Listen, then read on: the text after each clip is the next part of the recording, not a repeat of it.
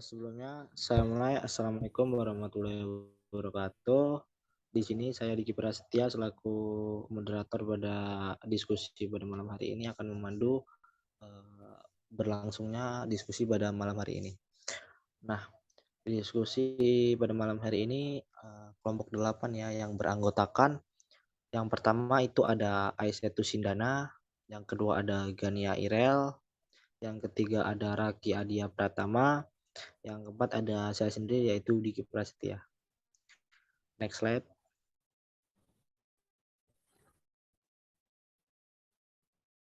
Nah, untuk slide yang selanjutnya itu adalah model-model pembelajaran.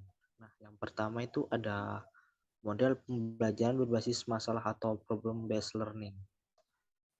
Indikator kedua itu ada model pembelajaran kooperatif atau cooperative learning. Yang ketiga ada pembelajaran berbasis proyek atau project based learning. Indikator selanjutnya yaitu ada model pembelajaran kontekstual atau contextual teaching. Yang selanjutnya ada model pembelajaran inquiry, dan yang terakhir yaitu ada model pembelajaran pencapaian konsep atau konsep learning. Nah, pada yang slide selanjutnya akan dibacakan oleh Aisyatu Sindana. Kepada Aisyatu Sindana dipersilahkan tempat dan waktu. Baik, terima kasih kesempatannya terima kasih atas kesempatannya moderator. Di sini saya akan menjelaskan terkait model pembelajaran berbasis masalah atau problem based learning. Seperti yang kita tahu, model pembelajaran berbasis masalah merupakan suatu model pendekatan pembelajaran siswa yang mana di situ siswa dituntut untuk memecahkan suatu masalah gitu. Nah, seperti halnya di paparan pada PPT tersebut bahwa pembelajaran siswa pada masalah autentik sehingga siswa dapat menyusun pengetahuannya sendiri, menumbuh kembangkan keterampilan yang tinggi dan engineering memandirikan siswa serta meningkatkan kepercayaan diri menurut Arendt dalam bukunya Bujul Abbas pada tahun 2000. Nah, untuk model ini bercirikan bahwa penggunaan masalah di kehidupan nyata sebagai sesuatu yang harus dipelajari siswa untuk melatih dan meningkatkan keterampilan berpikir kritis, pemecahan masalah serta mendapatkan pengetahuan konsep-konsep penting. Dan di sini tugas guru hanya memfokuskan untuk membantu siswa dalam mencapai keterampilan untuk bisa mengarahkan. Nah, pada pembelajaran berbasis masalah ini penggunaannya di dalam kita berpikir nanti di dalam situasi orientasi pada masalah termasuk bagaimana belajarnya siswa. Jadi pada pembelajaran berbasis masalah ini dituntut supaya siswa dapat berpikir kritis dan juga bisa mentajamkan analisis gitu. Jadi di sini guru cara belajarnya mungkin guru itu bisa mengorientasikan suatu masalah dan setelah itu guru juga dapat membimbing siswa dalam penyelidikan suatu masalah termasuk yang menganalisis masalahnya apa dan bagaimana solusi yang baik terkait masalahnya. Nah, dan untuk hasilnya itu siswa itu diharuskan untuk bisa menyajikan hasil dan juga mengevaluasi terkait proses pemecahan masalah yang mereka peroleh gitu. Oke. Next. Selanjutnya itu merupakan model pembelajaran kooperatif atau cooperative learning. Model pembelajaran kooperatif adalah rangkaian kegiatan belajar yang dilakukan oleh siswa secara berkelompok yang bertujuan untuk mencapai pembelajaran yang telah dirumuskan menurut Slavin dalam bukunya yang berjudul Isjoni pada tahun 2009. Nah, pada pembelajaran kooperatif ini merupakan suatu model pembelajaran di mana siswa belajar dan bekerja dalam kelompok-kelompok kecil secara kolaboratif. Yang dimaksud kolaboratif itu siswa itu melakukan kolaborasi antara satu sama lain gitu. Jadi terdapat suatu interaksi antara satu siswa dan siswa yang lainnya. Dan di sini dijelaskan bahwa di sini contohnya terdapat anggotanya lima orang, nah dengan struktur kelompok yang heterogen gitu. Heterogen itu yang beragam gitu. Sedangkan menurut Sunal dan Hans dalam bukunya Biro Isjoni pada tahun 2009, beliau mengemukakan bahwa pembelajaran kooperatif merupakan suatu cara pendekatan atau serangkaian strategi yang khusus dirancang untuk memberi dorongan kepada siswa agar bekerja sama selama proses pembelajaran. Salah satu manfaat dari pembelajaran kooperatif ini, siswa dapat mengembangkan pola berpikir kritis mereka, kayak kemampuan berpikir kritisnya. Di situ mereka diharuskan untuk berdiskusi dan pada forum diskusi itulah mereka diperharuskan untuk dapat menyampaikan argumen mereka masing-masing dan juga di situ mereka juga dapat mengeratkan kerjasama antar kelompok gitu. Jadi salah satu model pembelajaran kooperatif ini menurut saya sangat relevan jika digunakan pada siswa khususnya untuk tingkat SMA dan juga perkuliahan. Namun ini juga sangat relevan jika digunakan untuk anak SD gitu, karena di situ dapat melatih kemampuan mereka untuk bisa menjalin kerjasama antar kelompok gitu. Oke, baik, selanjutnya aku serahkan kepada moderator. Terima kasih untuk Aisyatu Sindana yang telah membacakan materi dan menyampaikan isi dari apa yang telah dia kerjakan. Slide selanjutnya yang akan dibacakan oleh Gania Irel. Untuk Gania Irel dipersilahkan waktu dan tempat.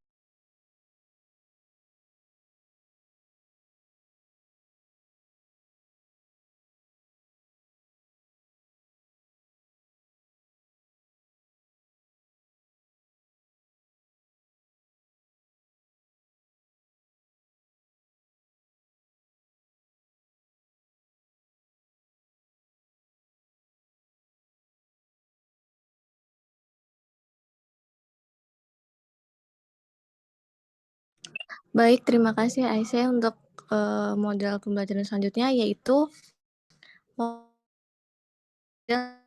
pembelajaran berbasis proyek atau project based learning.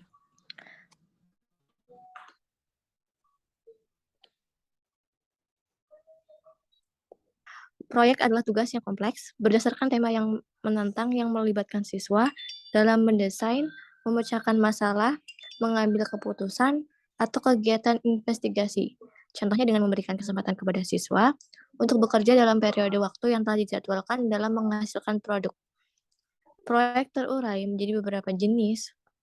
Yang pertama, mengungkapkan 3 jenis proyek berdasarkan sifat dan urutan kegiatannya, yaitu proyek terstruktur, ditentukan dan diatur oleh guru dalam hal topik, bahan, metodologi, dan presentasi.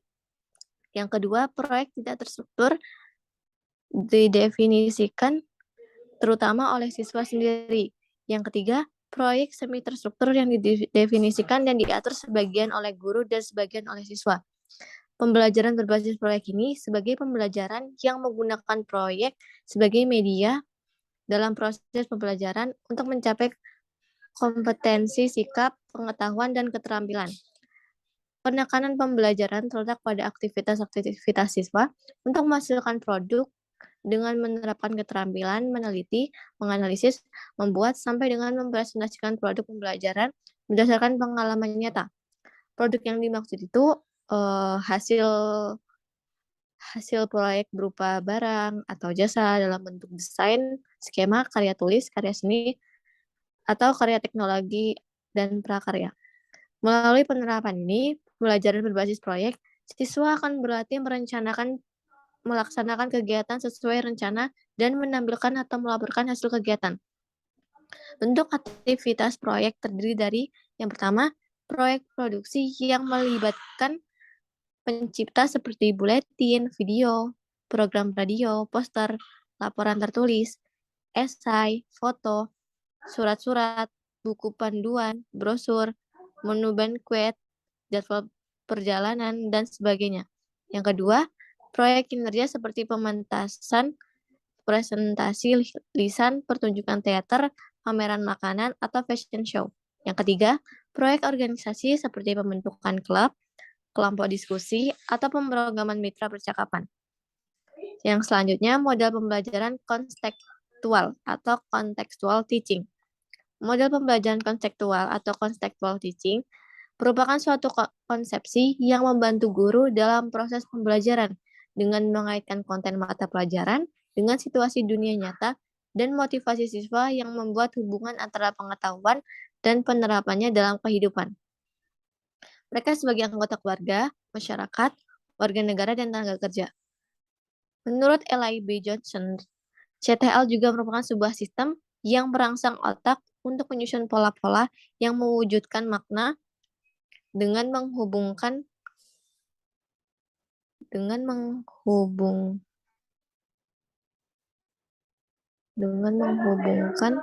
antara pengetahuan dan penerapannya dalam kehidupan mereka.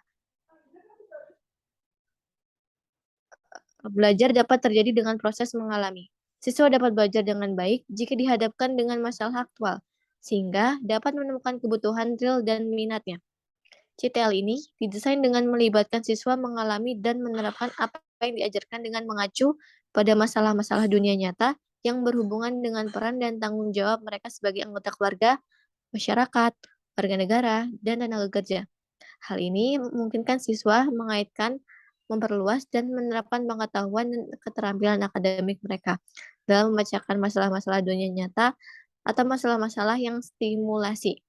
Jadi, dapat diambil kesimpulan bahwa pembelajaran konseptual atau CTL adalah pembelajaran yang memiliki hubungan yang erat dengan pengalaman yang sesungguhnya.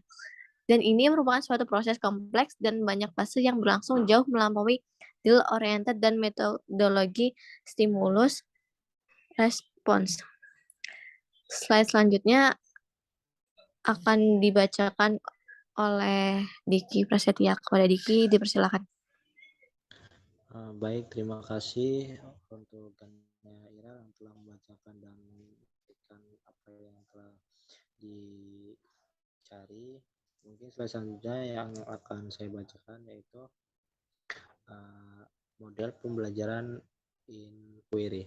Nah, inquiry yang dalam bahasa Inggris inquiry berarti pertanyaan atau pemeriksaan atau pendidikan dulu 2004 nomor 84. Beberapa pendapat tentang pembelajaran inquiry antara lain yaitu adalah Wijaya tahun 1989 nomor 48 yaitu tentang model pembelajaran inquiry adalah suatu model yang menekankan pengalaman-pengalaman belajar yang mendorong siswa agar dapat menemukan konsep-konsep atau prinsip. Nah, selanjutnya itu ada pendapat dari Sumantri tahun 1959 nomor 164. Nah, menyatakan bahwa model pembelajaran inquiry adalah cara penyajian belajar yang memberikan kesempatan kepada siswa untuk menemukan informasi dengan atau tanpa bantuan guru. Nah, model pembelajaran inquiry ini adalah proses belajar yang memberikan kesempatan secara sistematika yang memberikan konklusi berdasarkan pembuktian. Nah, Susion tahun 1992 nomor 128. Nah, lebih lanjut dikatakan model pembelajaran inquiry adalah proses untuk memperoleh dan mendapat informasi tentunya dengan melakukan observasi atau eksperimen lainnya untuk mencari jawaban atau memecahkan masalah terhadap pertanyaan atau rumusan masalah dengan menggunakan kemampuan berpikir yang kritis dan logis tentunya. Nah, model atau pendekatan pembelajaran inquiry merupakan salah satu bentuk pendekatan pembelajaran yang berpusat pada siswa atau student concrete approach. Ciri utama yang dimiliki oleh pendekatan inquiry yaitu menekankan kepada aktivitas siswa secara maksimal untuk mencari dan menemukan atau menempatkan siswa sebagai subjek belajar itu sendiri. Seluruh aktivitas yang dilakukan oleh siswa diarahkan untuk mencari dan menemukan jawabannya sendiri.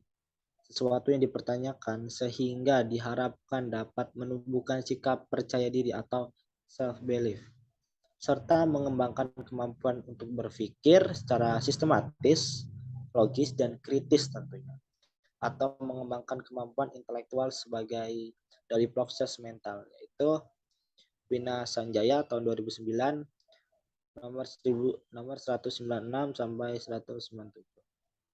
Nah, untuk model yang selanjutnya akan dibacakan oleh Raki Adiatama.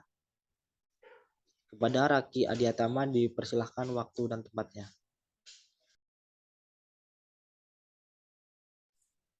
Baik, di sini saya akan menyampaikan tentang model pembelajaran pencapaian konsep. Jadi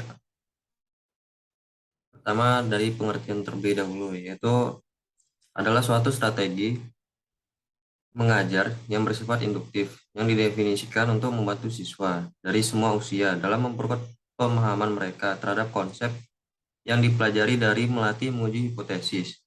Nah, model tersebut pertama kali diciptakan oleh Joyce dan Well yang berpijak pada karya Brunner, Goodnow, dan Austin. Kemudian model pencapaian konsep ini bermanfaat untuk memberikan pengalaman metode sains kepada para siswa dan secara khusus untuk menguji hipotesis. Kemudian ada dua peran pokok guru dalam pembelajaran model pencapaian konsep yang perlu diperhatikan. Yang pertama itu adalah menciptakan suatu lingkungan sedemikian hingga siswa merasa bebas untuk berpikir dan menduga tanpa rasa takut dari kritikan atau ejekan. Kemudian yang kedua itu menjelaskan dan mengilustrasikan bagaimana model pencapaian konsep itu seharusnya berlangsung, serta membimbing siswa dalam proses itu, dan juga membantu siswa menyatakan dan menganalisis hipotesis dan mengartikulasi pemikiran-pemikiran mereka. Nah, kemudian dalam membimbing aktivitas itu terdapat 3 cara penting yang dapat dilakukan oleh guru. Yang pertama itu yaitu guru dapat mendorong siswa untuk menyatakan pemikiran mereka dalam bentuk hipotesis, bukan dalam bentuk observasi. Kemudian yang kedua, guru menuntun jalan pikiran siswa ketika mereka menetapkan apakah suatu hipotesis diterima atau tidak. Kemudian yang ketiga, guru meminta siswa untuk menjelaskan mengapa mereka memilih atau menolak suatu hipotesis. Kemudian terdapat tujuan dari penggunaan model pencapaian konsep ini. Yang pertama itu adalah tujuan isinya. Menurut Egan dan Kauchak bahwa model pembelajaran ini lebih efektif untuk memperkaya suatu konsep daripada belajar pemula atau initial learning, dan juga akan lebih efektif dalam membantu siswa memahami hubungan-hubungan antara konsep-konsep yang terkait erat dan digunakan dalam bentuk review. Nah, dengan kata lain, penggunaan model ini akan lebih efektif jika siswa sudah memiliki pengalaman tentang konsep yang akan dipelajari itu, dan bukan siswa yang benar-benar baru mempelajari konsep tersebut. Nah, kemudian ada 2 hal penting yang perlu diperhatikan dalam menerapkan model pencapaian konsep yang berkaitan dengan tujuan isi tersebut. Yang pertama itu adalah model pencapaian konsep didesain khusus untuk mengajarkan konsep secara eksklusif. Jadi model pembelajaran ini itu berfokus semata-mata hanya pada pembelajaran konsep. Kemudian yang kedua itu adalah siswa yang diajari suatu konsep dengan menggunakan model pencapaian konsep harus memiliki latar belakang pengetahuan tentang konsep tersebut. Kemudian lanjut yang kedua yaitu tujuan pengembangan berpikir kritis siswa. Nah, model pencapaian konsep ini lebih memfokuskan pada pengembangan berpikir kritis siswa dalam membentuk menguji hipotesis. Dan juga model pembelajaran ini ditekankan pada analisis siswa terhadap hipotesis yang ada dan mengapa hipotesis itu diterima atau ditolak. Kemudian terdapat hal-hal yang perlu diperhatikan dalam merancang pembelajaran menggunakan model pencapaian konsep. Yang pertama itu adalah menetapkan materi. Kemudian yang kedua itu adalah pentingnya tujuan pembelajaran yang jelas. Kemudian yang ketiga adalah memilih contoh dan non-contoh. Yang keempat adalah mengurutkan contoh. Kemudian terdapat fase pembelajaran model pencapaian konsep. Nah, model pencapaian konsep ini memiliki 3 fase. Fase pertama itu adalah penyajian data dan identifikasi konsep, yang dimana pengajar menyajikan contoh yang sudah diberi label. Kemudian yang kedua itu adalah fase kedua yaitu mengetes pencapaian konsep. Di sini pelajar mengidentifikasi tambahan contoh yang tidak diberi label dengan menyatakan iya atau bukan. Kemudian lanjut ke fase ketiga yaitu penganalisis strategi berpikir. Di sini pelajar mendiskusikan hipotesis dan ciri-ciri konsep. Oke, baik. Sekian dari saya. Saya kembalikan ke moderator. Baik, terima kasih untuk Rakyat Diatama yang telah menyampaikan apa yang tadi disampaikan tadi. Untuk next selanjutnya ini kita akan melakukan diskusi untuk terkait media pembelajaran. Nah, dari beberapa kalian yang ada di sini, apakah dari kalian ada yang ingin disampaikan tentang opini atau terkait model pembelajaran ini? Boleh, silakan untuk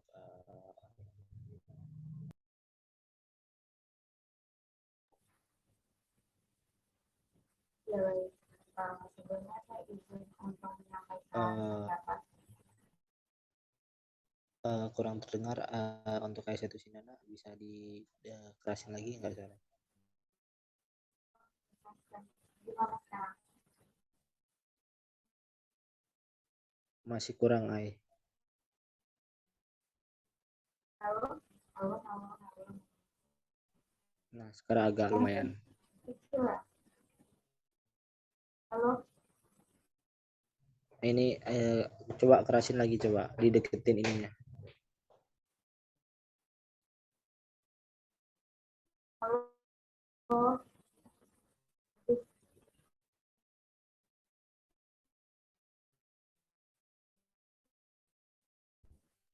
Gimana untuk kalian? Apakah suara Ai terdengar? Tidak terdengar moderator.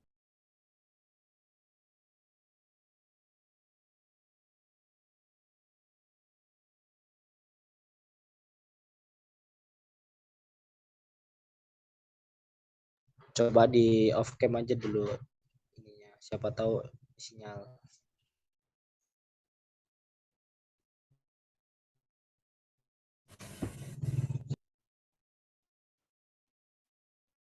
Guys, gimana?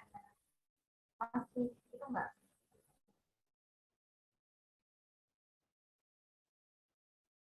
Halo,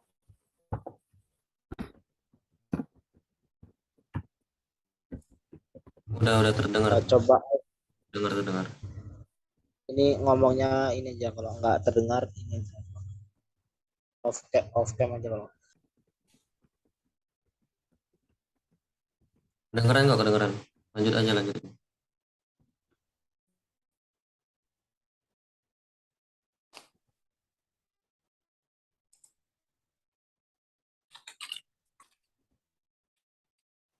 Apakah yang lain, apakah ada yang ingin menyampaikan pendapat atau saran untuk diskusi pada malam ini?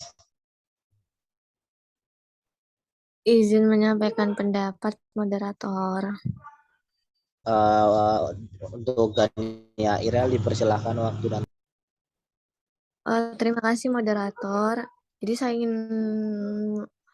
ingin memberikan tambahan jika yang saya tadi bacakan model pembelajaran yang berbasis proyek atau project based learning itu menurut saya itu kan tadi strategi pembelajaran yang menggerakkan siswa belajar secara aktif untuk memecahkan masalah yang kompleks dalam situasi yang realistik. Nah, PBL ini menurut saya cocok untuk pelajaran atau mata kuliah yang pada dasarnya menggunakan project, seperti pada mata kuliah kita pemrograman web, analisis desain, begitu moderator. Terima kasih. terima kasih untuk saran atau pendapatnya untuk Gania Irel. Apakah dari yang lain, apakah ada yang ingin disampaikan lagi terkait model-model pembelajaran?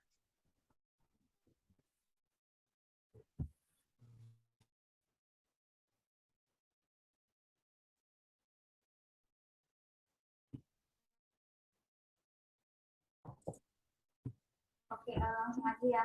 Aku mau nambahin sedikit nih terkait model pembelajaran kooperatif gitu. Jadi menurut aku untuk mata pelajaran kooperatif, model pembelajaran kooperatif itu cocok untuk digunakan pada saat dari tingkat SD hingga perkuliahan cocok ya, karena kan dari SD, karena kalau misalnya dari tingkat SD itu kan karena yang kita tahu kan kalau anak lain gitu. Jadi cenderung mereka tuh suka berkelompok gitu kan. Jadi menurutku karena dari karakteristik mereka yang suka berkelompok, jadi model pembelajaran ini cocok untuk diterapkan pada anak SD gitu. Selanjutnya kalau untuk model pembelajaran berbasis masalah itu menurut aku cocok diterapkan untuk siswa yang tingkatnya itu udah tingkat nalarnya atau pola berpikir dia itu sudah tinggi gitu. Misal kayak SMP kelas 9 atau mungkin SMA kelas 1 kelas SMA kelas 1 kelas 2 kelas 3. Nah itu cocok karena kan kalau misalnya berbasis masalah di situ siswa itu nggak hanya sekedar mengamati tapi juga dia tuh harus menganalisis dan mereka juga harus selain dibimbing gurunya tetapi siswa itu juga yaitu harus merumuskan suatu solusi, harus menemukan satu solusi yang sesuai dengan kajian ilmiah gitu. Nah jadi menurutku kayak sebisa mungkin mereka itu harus memiliki pola berpikir kritis gitu. Nah tapi untuk pola berpikir kritis itu juga bisa kita latih dari anak-anak SD gitu. Misal kayak guru-guru itu juga bisa menerapkan model pembelajaran yang ringan untuk anak SD, yaitu model pembelajaran ini gitu, tapi yang ringan gitu. Misalnya kayak sering mengajukan pertanyaan yang mana itu bisa membuat siswa berpikir dan juga bisa mengeluarkan pendapatnya gitu. Kalau misalnya menurut aku, jadi kesimpulannya untuk model pembelajaran problem based learning itu lebih dicocokkan untuk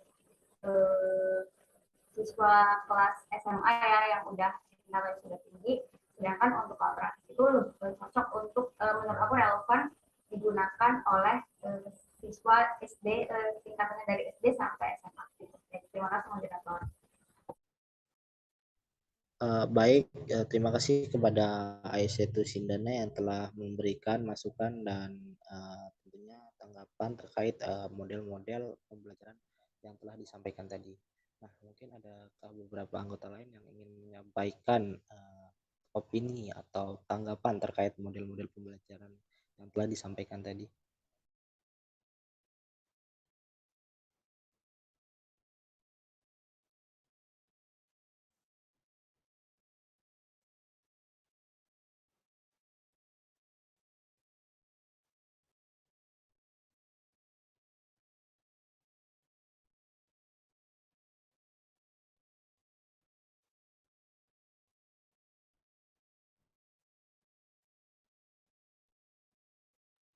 Mungkin apakah ada anggota lain yang ingin menyampaikan opini atau pendapatnya?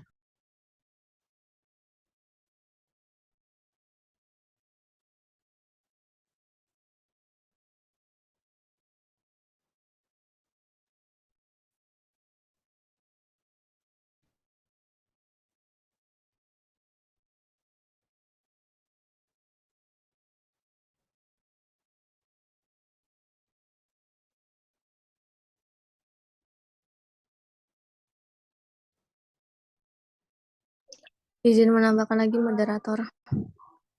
Silakan untuk Gani Kirel kepada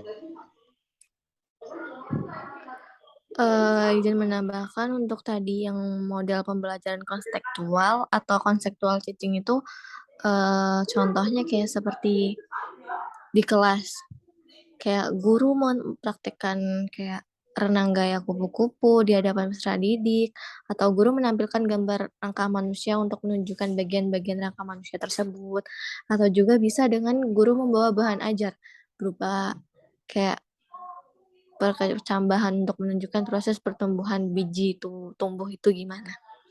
Terima kasih moderator. Terima kasih atas tambahannya dari Gani Airel. Apakah anggota lain ada yang ingin disampaikan lagi? Saya sedikit menambahkan terkait model pembelajaran capaian konsep.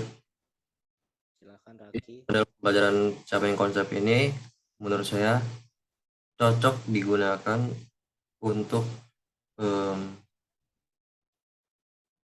pelajaran matematika, karena dalam pelajaran matematika itu siswa itu memerlukan untuk memahami tiap-tiap topik dalam pelajaran tersebut. Nah, dalam pelajaran matematika ini kesalahan memahami konsep itu akan berpengaruh terhadap penguasaan konsep. Nah, selanjutnya dalam matematika ini merupakan pelajaran yang terstruktur. Nah, oleh karena itu pemahaman konsep di matematika itu harus jadi prioritas. Oke, mungkin cukup dari saya. Terima kasih untuk Raki Adia Pratama yang telah menyampaikan pendapat dan opini tersebut kepada forum diskusi pada malam hari ini. Mungkin cukup ya dari kita semua. Mungkin saya dapat menyimpulkan dari beberapa metode pembelajaran yang telah disampaikan tadi terkait metode pembelajaran. Nah, mengapa dalam pembelajaran efektif memerlukan model pembelajaran? Nah, ada beberapa pentingnya pengembangan pembelajaran, yaitu tentang model pembelajaran yang efektif membantu dalam proses pembelajaran sehingga tujuan belajar lebih mudah tercapai. Mungkin salah satunya itu, dan dari beberapa konsep, apakah ada lagi juga mungkin pertanyaan tentang model pembelajaran efektif itu yang seperti apa? Nah, mungkin model pembelajaran seperti efektif itu seperti mendefinisikan sebagai pembelajaran yang berhasil mencapai tujuan belajarnya. Peserta didik sebagai yang diharapkan guru. Jadi seberapa efektif media pembelajaran itu tergantung apakah dia bisa mencapai tujuan yang telah ditetapkan oleh guru tersebut. Nah, mungkin dari pertanyaan tersebut ada pertanyaan lain tentang apakah setiap model pembelajaran bisa cocok digunakan untuk pembelajaran pada semua mata pelajaran. Nah, terkait hal ini mungkin tidak semua model pembelajaran tepat ya untuk digunakan sebagai semua KD atau materi pembelajaran. Nah, model pembelajaran ini tentunya hanya dapat digunakan untuk materi pembelajaran tertentu yang telah diklasifikasikan.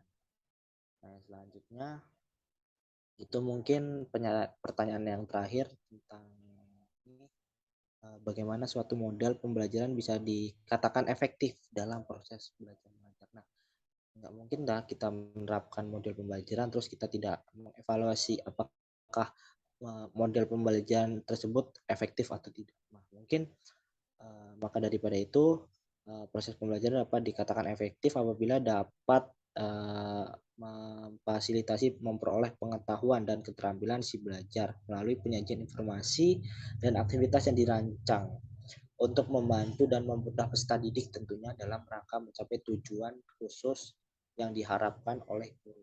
Nah, mungkin itu saja yang kesimpulan yang saya tambahkan dari diskusi pada malam hari ini tentang model-model pembelajaran. Mungkin sekian dari saya akhiri diskusi pada malam hari ini.